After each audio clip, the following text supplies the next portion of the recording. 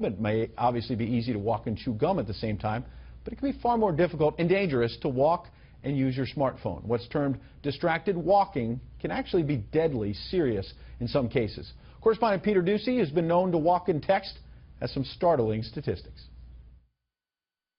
Smartphones let people see and hear things from all around the world, and that's good.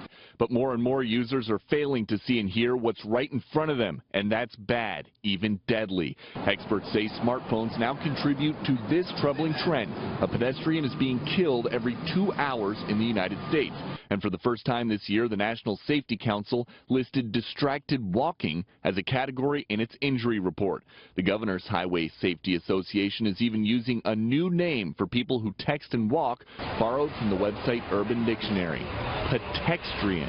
Smartphone technology is becoming, more universal. Everybody actually uses their cell phone throughout the day.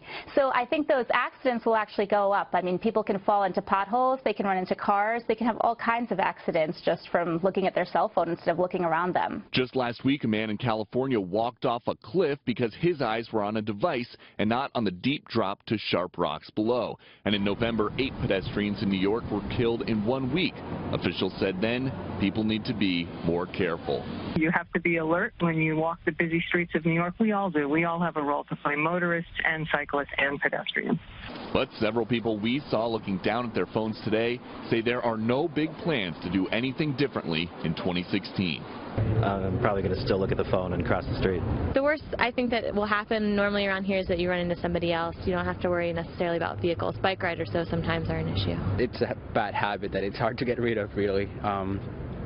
But especially going to hold it there.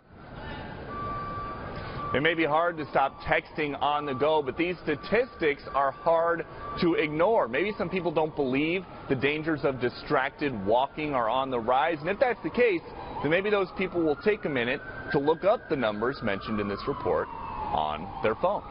Ed? Yeah, hopefully they won't be distracted doing that. Peter Doocy, Happy New Year.